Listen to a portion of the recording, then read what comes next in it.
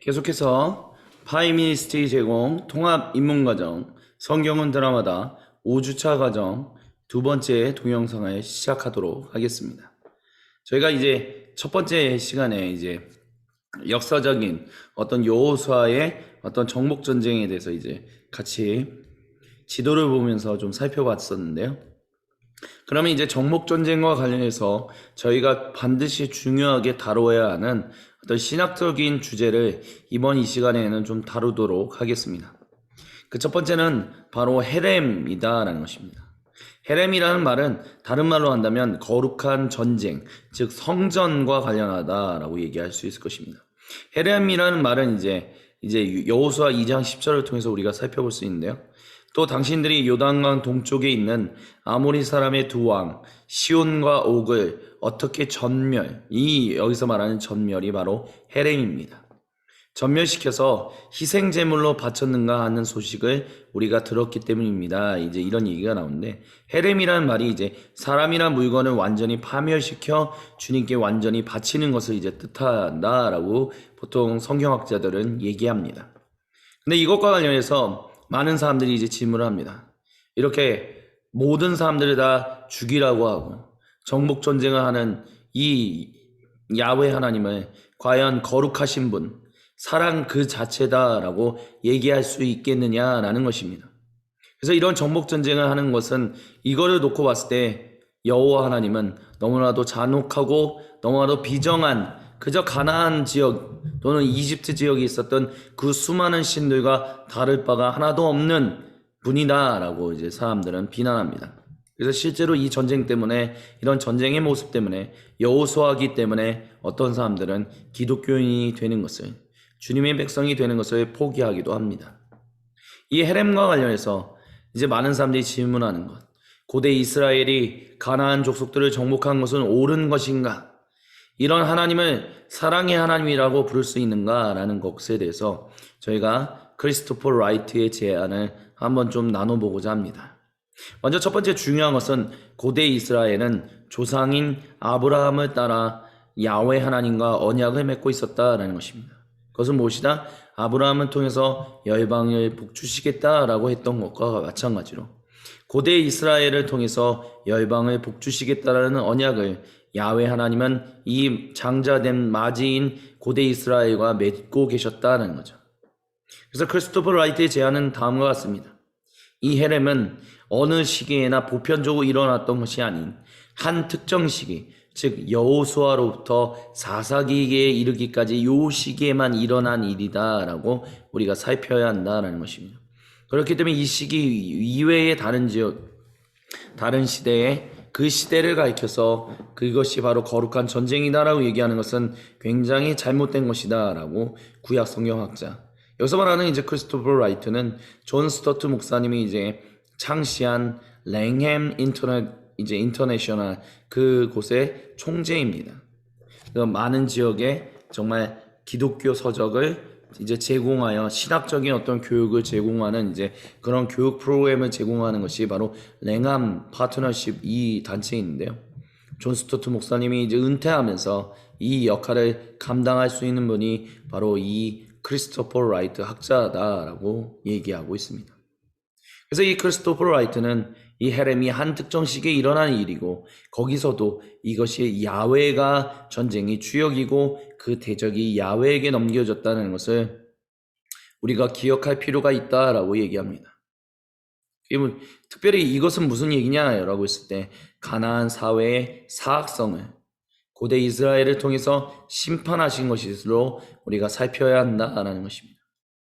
특별히 이런 가나안 사회의 사악성을 창세기 15장 16절, 레위기 18장 24절부터 25절, 20장 22절부터 24절, 신명기 9장 5절, 12장 29절부터 31절을 우리 통해서 살펴볼 수 있는데, 이것이 대표적인 것은 어떤 땅의 비옥함을 위하여 남성 신인 바알과 여성 신인 아세라 또는 아스타롯과 어떤 그 신들이 성적인 결합을 하여 땅에 어떤 충만함이 오는 것처럼 자기들도 정말 농사를 잘 짓기 위하여 그 신전의 여사제들과 함께 또는 남사제들과 함께 몸을 섞어야 한다는, 성적으로 문란한 일을 해야 한다는 그런 일들과, 또한 제사를 잘 드리기 위하여, 더 나은 어떤 곡식의 그 신들의 복을 얻기 위하여 자기의 아이들을 또는 어떤 사람을 불태워 죽이는 인신 제사 같은 것들이 있었다라는 것. 그것이 이제 바로 가나안 사회의 사악성이다라는 것이죠. 그래서 가나안 땅이 가나안 족속의 타락을 토해내는다는 표현이 모세의 오경에 나오고 있다라고 크리스토퍼 라이트는 얘기하면, 야훼 하나님이 그들이 더 이상 받아줄 수 없게 되었다라는 해석이 신약 성경 히브리서 11장 31절까지 연결된다라고 얘기를 합니다. 특별히 창세기 15장에 아브라함의 후손들이 이집트 땅에 가서 400년 동안 있다가 돌아오게 될 것이다 라고 얘기했었는데, 그 이유는 이 아모리 족속의 죄가 관영해질 때까지, 그 죄가 쌓여서 더 이상 그것을 도저히 이제는 기다릴 수 없을 때가 될 때까지. 그래서 만약에 그 죄가 너무나 극심해져서 더 이상 그들이 스스로 회개하고 야훼 하나님께 돌아올 기회가 없다면, 야훼 하나님께서는 그들을 그 땅을 정결케 하시기 위하여 그들을 심판하시겠다라, 그들을 재판하시겠다라고 했고, 그 일이 바로 여호수아로부터 사사기까지를 통한 이 헤렘이다라고 크리스토퍼 라이트는 얘기하고 있다라는 것입니다. 특별히 우리가 또한 한 가지 기억해야 할 것은, 아브라함이 생존했던 그때 당시 살렘 왕 멜기세덱이 있었다라는 것을 우리가 기억하실 수 있었으면 좋겠습니다. 물론 어떤 사람들은 멜기세덱은 그냥 어떤 허구의 인물이다라고 얘기하는 사람들도 있습니다. 하지만 아브라함이 우리가 실제로 생존했던 인물이다라고 우리가 믿음으로 고백한다면, 그렇다면 아브라함이 분명히 자신의 11조를 야훼 하나님께 드리기 위하여 그 제사장의 역할을 했던 멜기세덱도 분명히 존재했었다라고 얘기할 수 있을 것입니다. 그리고 그렇게 얘기해야만 할 것입니다. 그렇다면 적어도 그 가나안 땅에, 그 팔레스타인 지역에 야훼 하나님을 섬기고 예배하며 그 주변 사람들에게 알리는 그 살레망 누군가는 있었다. 어떤 한 나라, 어느 한 도시는 있었다. 최소한 도시는 있었다라고 얘기할 수 있다는 거죠. 하지만 이스라엘 백성이 이제 여호수아를 통해서 가나안 땅, 팔레스타인 지역에 입성했을 때는 더 이상 멜기세덱에 대한 얘기, 살렘이라는 도시에 대해서는 전혀 나오지 않습니다.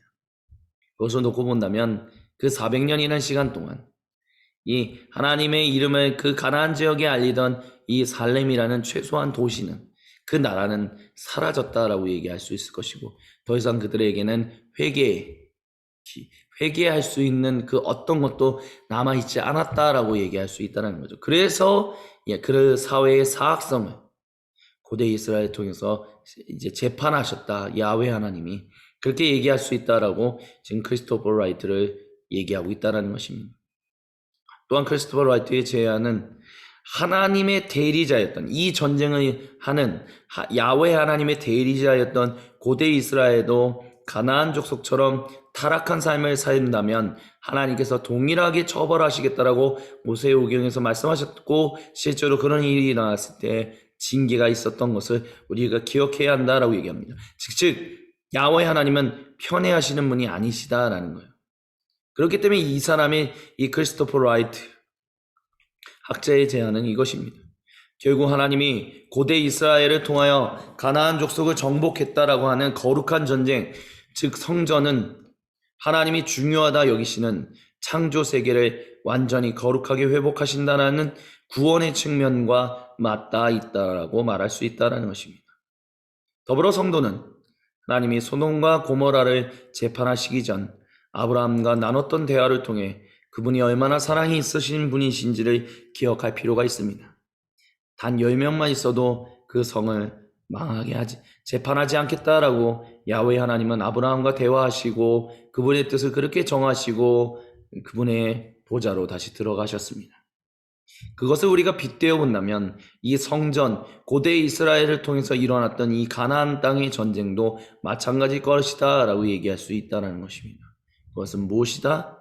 바로 그들에게, 즉 가나안 지역의 그 사람들에게 단 10명의 의인만이라도 있으면 하나님은 그들을 회개할 그 기회를 계속해서 참고 기다리고 인내하고 계셨을 것이다 라고 얘기할 수 있다는 것입니다. 하지만 더 이상 하나님의 때에 그들이 더 이상 어떤 사람도 회개하여 돌아올 수 있는 지경에 이를 수 없기 때문에 야훼 하나님께서 그렇게 보셨기에 고대 이스라엘 동안 하나님이 정하셨던 그 아름다운 땅의 회복, 아주 작은 지역에 불과하지만 그 땅의 회복을 이제 여호수아를 통해서 제2세대 이스라엘을 통해서 행하셨다라고 우리는 얘기해야 한다라는 것입니다. 하지만 그렇다고 해서 그들을 그냥 편애한 것이 아니라 방금 전에 말씀 나눴던 것처럼 그들조차도 하나님 앞에서 범죄한다면, 하나님을 업수히 여긴다면 그들도 징계받게 되고 재판받게 되고 심판받게 된다는 것을 우리는 사사기를 통해 이제 살펴보게 될 것입니다. 또한 우리가 여호수아기와 관련해서 살펴볼 두 번째 중요한 신학적인 주제는 정말 완전한 정복이 일어난가라는 점입니다. 우리가 여호수아의 11장 23절을 보면 여호수아는 주님께서 모세에게 말씀하신 대로 모든 땅을 점령하고 그것을 이스라엘 지파의 구분을 따라 유산으로 주었다라고 얘기합니다. 하지만 우리가 사사기까지를 보면 계속된 전복 전쟁이 일어났다는 것을 쉽게 살필 수 있습니다. 그렇다면 도대체 여호수아 11장 23절에서 얘기하고 있는 완전한 정복이 일어났다라는 표현은 무슨 의미를 가지고 있는 것일까요? 일단 이것과 관련해서 우리가 기억해야 할 것은 여호수아 23장 4절에서 보십시오. 요단강으로부터 해 지는 지중해까지 아직 남아있는 모든 나라와 이미 정복한 모든 나라를 나는 당신들의 각 지파에게 유산으로 주었다라는 얘기에서 알 수 있는 것처럼 여호수아조차도 아직 정복되지 않은 지역이 있다는 것을 인정하고 있다는 것을 우리는 살필 수 있습니다. 즉 그러니까 비록 11장 23절에서 완전한 정복이 일어났다라고 얘기하지만 그 정복 가운데는 아직 남아있는 나라들이 있다라는 얘기를 여호수아가 하고 있다라는 것입니다. 그래서 이것을 보면 아마 여호수아 때 정복했던 지역은 이렇게 주황색 표시 이 지역 정도였을 것이고 그 외에 아직 초록색 지역의 나머지 특별히 블레셋과 관련한 이 지역은 아직 정복하지 못한 지역이다라고 얘기할 수 있다라고 학자들은 얘기합니다. 또한 여호수아 23장 5절을 통해서 우리가 알 수 있는 것은 야훼 하나님이 가나안 정복을 끝내실 것을 여호수아는 믿음으로 선포했다는 것입니다. 그리고 그 일이 실제로 다윗 왕을 통해서 이루어졌습니다. 이 모든 지역이 블레셋까지 정복하게 되는 모든 일이 다윗 왕 때 일어났다는 것입니다. 그래서 여호수아 23장 5절에서 주 당신들의 하나님이 친히 당신들 앞에서 그들까지마저 쫓아내실 것입니다 라는 그 예언이 성취되었다라는 것입니다. 물론 어느 정도 시간이 지난 뒤에 일어난 일이긴 하지만요.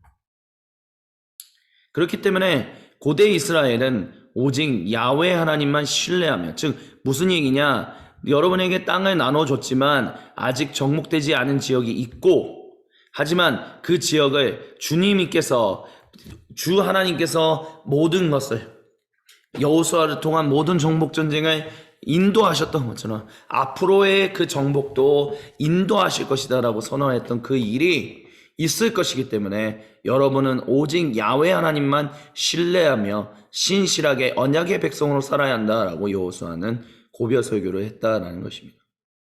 그래서 여호수아 23장 6절에서 그럼 여호수아는 이렇게 얘기했습니다. 그러므로 모세의 율법책에 기록된 모든 것을 아주 담대하게 지키고 행하십시오. 그것을 벗어나 좌로나 우로나 치우치지 마십시오 라고 얘기했습니다. 이것은 우리가 여호수아 그 전쟁 기브온과 관련한 잘못된 조약을 맺고 난 이후에 그들이 세겜 땅으로 올라가 그리시산과 에발산을 보면서 야훼 하나님의 말씀을 들었던 것처럼 동일한 얘기를 듣고 있는 것이다 라고 얘기할 수 있을 것입니다. 좌로나 우로나 치우치지 말고 오직 언약에 성실하여 그 복을 얻는 하나님의 마지 백성이 되어야 한다라고 지금 여호수아는 얘기했다는 거죠. 그렇기 때문에 결국 여호수아기 11장 23절에 나온 말은 여호수아를 통해 정복되리라고 약속된 땅은 모두 다 정복되었음을 표현한 것이다 라고 우리는 살필 수 있어야 할 것입니다. 특별히 기브온과의 조약을 통한 정복의 지연 등을 고려했을 때에도 야훼 하나님이 여호수아를 통한 땅의 회복을 시작하시고 이제 앞으로 완성하실 것이다라는 것을 우리는 살펴볼 수 있다라는 것이죠. 그러니까 여호수아기 11장 23절은 야훼 하나님이 여호수아를 통해서 정복될 땅, 작정된 그 모든 땅은 정복되었다라고 선언했다는. 하지만 아직 더 가나안 전체 지역을 하나님이 약속하신 고대 이스라엘에게 약속하셨던 모든 땅을 다 가지기 위해서는 여호수아 이후에 또 다른 사람들을 통하여 하나님의 성실한 지도자와 하나님께 언약에 신실한 하나님을 정말로 사랑하는 그 백성을 통해서 계속해서 일어나야 한다라고 얘기했다는 그런 의미에서의 여호수아기 11장 23절에 완전한 정복이다라고 우리는 이 말씀을 분별할 수 있고 알아들어야 한다라고 말씀드릴 수 있겠습니다. 그래서 고대 이스라엘의 성경적 역사, 이안 프로반 리젠트 칼리지의 지금도 마샬 셰퍼드의 성경학 교수로 계시는 이안 프로반과 최근에 은퇴하신 구약 성경 교수 리젠트 칼리지의 필롱과 또한 트램펄 롱맨 3세라는 이 세 분의 구약 성경학자가 같이 기록한 저술한 고대 이스라엘의 성경적 역사 320쪽에서 321쪽을 통해서 이 세 명의 저자는 이렇게 얘기합니다.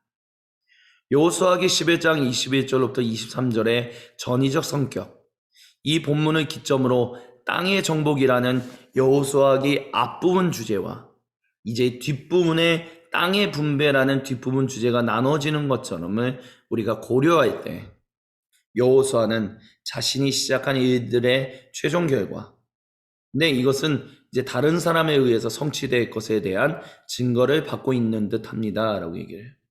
그래서 그것을 유업으로 이스라엘 지파들에게 나누어준 공적까지 돌리는 11장 23절에 의해서 확언된다 라고 얘기합니다.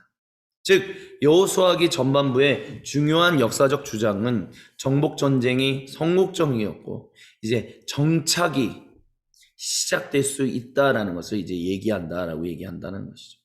그러니까 여호수아를 통해서 정복된 지역은 완전히 정복되었고 이제 남은 부분은 하나님의 신실한 지도자들과 하나님께 신실한 백성들을 통해서 계속해서 이어질 것이다라는 것을 우리가 이제 그런 의미에서 이제 11장 21절부터 23절에 그 기록이 있는 것으로 우리는 읽어야 한다라는 것입니다.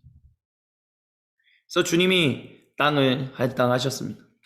이제 모세를 통해서 먼저 요단강 동쪽에 르우벤과 갓과 므낫세 반지파가 그 땅을 얻었던 것처럼 이제 시므온인, 유다, 단, 베냐민, 에브라임, 동쪽 므낫세, 서쪽 므낫세 반지파와 동쪽 므낫세의 반지파, 이사갈, 스불론, 그리고 아셀, 납달린 이렇게 12지파가 땅을 분배받게 되었습니다. 그리고 또한 그래서 요단강 동쪽의 2개 반지파와 요단강 서쪽의 9개 반지파가 이제 땅을 분배받았죠. 그리고 거기에 여호수아기에서 중요한 도피성이라는 제도가 나옵니다. 그래서 여기 보면 피난처라고 표현되어 있는 그 빨간색으로 되어 있는 세겜과 여러 지역의 헤브론과 또한 베셀과 길라나목과 여러 곳에 이 게데스와 이런 곳에 피난처 즉 도피성이 세워졌다라고 우리는 여호수아기를 통해서 살필 수 있습니다. 이 도피성 즉 피난처의 핵심은 이거였습니다. 실수로 누군가를 죽인 사람들에게 정당한 처벌을 보장받기 위함. 즉 피로 당한 것은 피로 복수한다라는 개인적인 복수가 일어나지 않고 정당하게 재판을 통해서 처벌을 받을 수 있도록 도피성이 세워졌다라는 것입니다. 그러니까 재판이라는 게 굉장히 중요하다. 그래서 그것이 이제 사사기의 그 재판관들하고도 연결되는 부분들이 있다라고 우리가 얘기할 수 있을 것입니다. 그래서 그것에 대해서 땅을 모두 다 분배하고 난 다음에 여호수아 21장 43절부터 45절은 다음과 같은 얘기를 합니다. 땅, 바로 주님의 선물이었다라는 것이죠. 이와 같이 주님께서 이스라엘 백성이 조상에게 주시겠다라고 맹세하신 모든 땅을 이스라엘 백성에게 주셨으므로 그들은 그 땅을 차지하여 거기에 자리 잡고 살았다. 주님께서는 그들의 조상에게 맹세하신 대로 사방의 평화를 주셨다. 또한 주님께서는 그들의 모든 원수를 그들의 손에 넘기셨으므로 그들의 원수 가운데서 어느 누구도 그들에게 대항하지 못하였다. 주님께서 이스라엘 사람에게 약속하신 모든 선한 말씀이 하나도 어긋남이 없이 그대로 다 이루어졌다라고 여호수아기 저자는 이 본문을 통해서 우리에게 그 이야기를 들려주고 있습니다. 무엇이 하나님의 선실하신 일이 성취입니까? 바로 정복을 얘기합니다. 주님이 이스라엘을 땅으로 인도하셨다는 것, 주님이 지휘관으로 오셨다는 것, 주님이 여리고를 무너뜨리셨다는 것, 그리고 주님이 승리를 주셨다는 것. 그래서 땅을 분배받게 되었던 모든 것이 바로 주님이 여호와 주님이 아브라함으로부터 이 모세를 통하여 1세대 고대 이스라엘 그리고 여호수아를 통한 2세대 이스라엘까지 주신 그 약속의 분명한 성실하신 창조하시고 구원하시는 여호와 주님 야훼 하나님이 행하셨다라는 그 이야기를 여호수아기 저자는 여기서 분명하게 우리에게 선언하고 있다라는 것입니다. 얼마나 아름답습니까? 얼마나 복됩니까? 지금도 여호와 주님께서는 야훼 하나님께서는 우리에게 그렇게 이제는 어떤 한 부분, 지구상의 한 부분인 그 팔레스타인 지역만이 아닌 온 땅을, 온 지구를 주님의 그 땅으로 주님의 백성들에게 주고 계십니다. 그렇다고 해서 뭐 그 땅에서 그냥 니네 마음대로 너희 욕심대로 살아라 라는 것이 아니에요.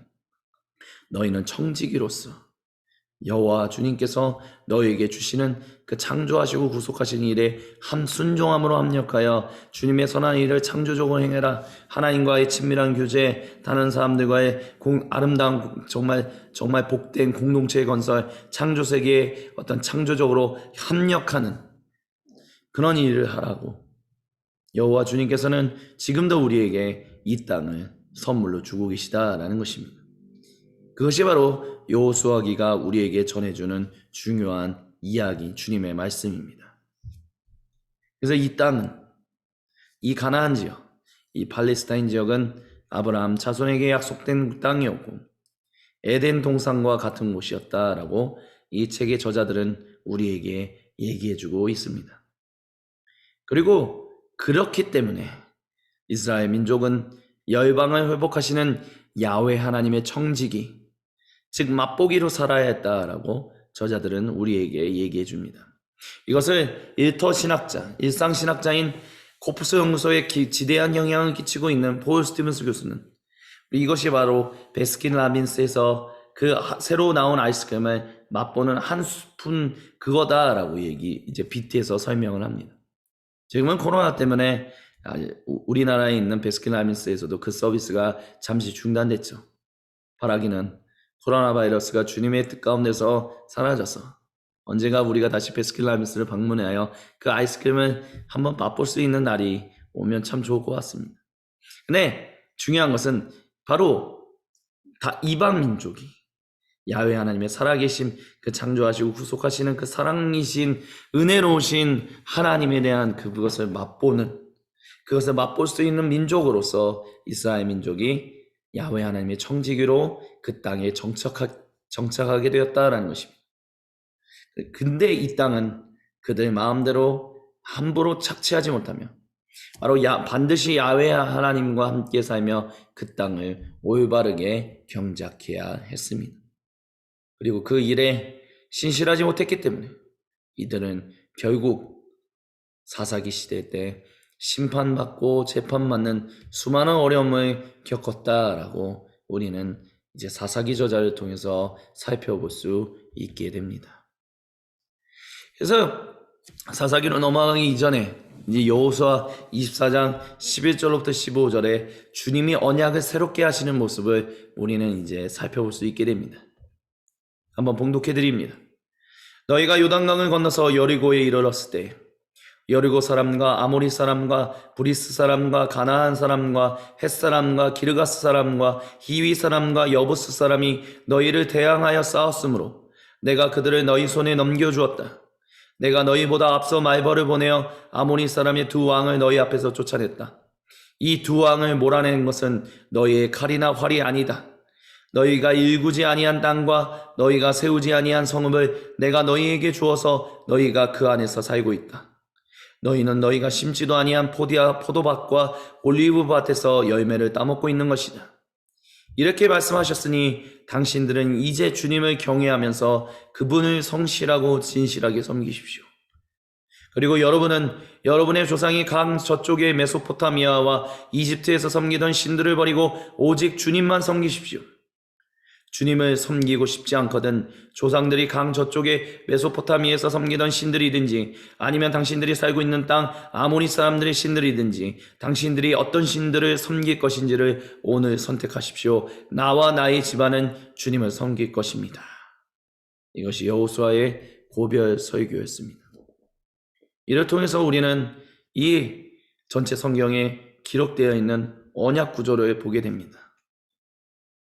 야훼 하나님께서 이스라엘과 언약을 맺어서 서로 속하는 가족이 되었죠. 그리고 이제 하나님은 말씀하십니다. 약속하시고 명령하시고 경고하십니다.